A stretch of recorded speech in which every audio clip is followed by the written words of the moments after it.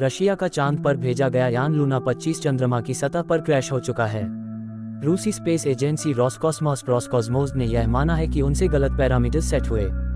Data analysis में गलती हुई, जिससे यान गलत ऑर्बिट में गया और क्रैश हो गया।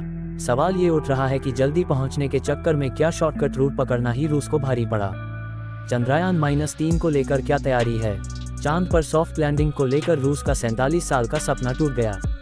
कुछ दिन पहले इसरो के पूर्व वैज्ञानिक विनोद कुमार श्रीवास्तव ने आज तक .in से खास बातचीत में कहा था कि इतिहास देखिए, जो भी डायरेक्ट पाथ पर चंद्रमा के लिए मिशन भेजे गए हैं, उनमें 3 में से एक मिशन फेल हुआ है।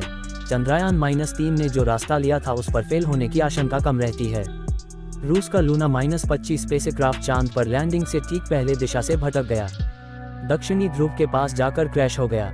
Photo Roscosmos. लूना 25 के क्रैश होने के बाद रूसी स्पेस एजेंसी ने कहा था कि लूना 25 असली पैरामीटर से अलग चल गया था।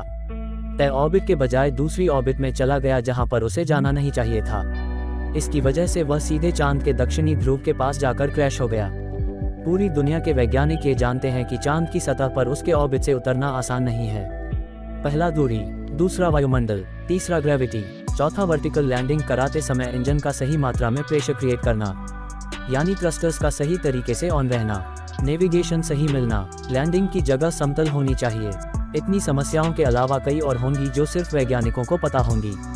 मिशन चंद्रयान-3 से जुड़ी स्पेशल कवरेज देखने के लिए हमें जुड़े रहे। चांद पर पिछले 7 दशकों में अब तक 111 मिशन भेजे गए हैं, जिनमें 66 सफल हुए, 41 फेल हुए, 8 को आंशिक सफलता मिली।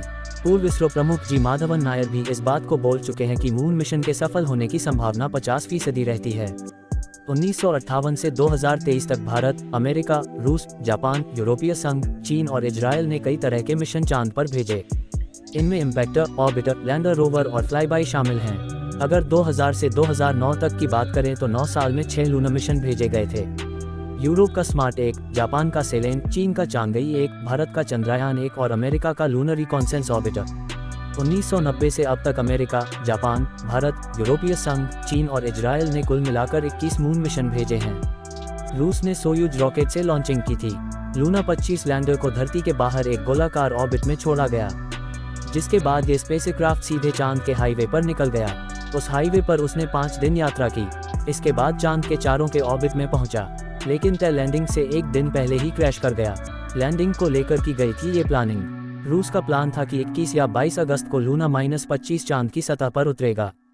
इसका लैंडर चांद की सतह पर 18 किलोमीटर ऊपर पहुंचने के बाद लैंडिंग शुरू करेगा। 15 किलोमीटर ऊंचाई कम करने के बाद 3 किलोमीटर की ऊंचाई से पैसिव डिसेंट होगा, यानी धीरे धीरे लैंडर चांद की सतह पर उतरेगा।